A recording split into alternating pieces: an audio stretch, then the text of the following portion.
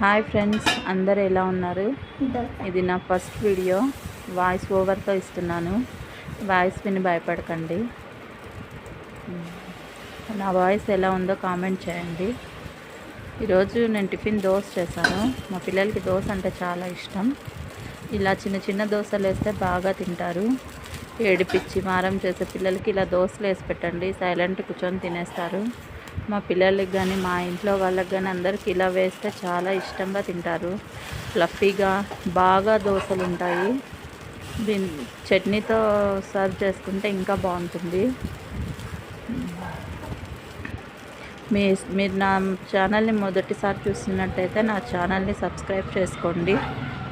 Please friends, నన్ను support చేయండి. ఎలా ఉన్నాయి ఫ్రెండ్స్ దోశలు? కామెంట్లలో కామెంట్ చేయండి. మా పాప దోశ తిని ఎలా ఉందో చెప్తుంది. Please friends, support.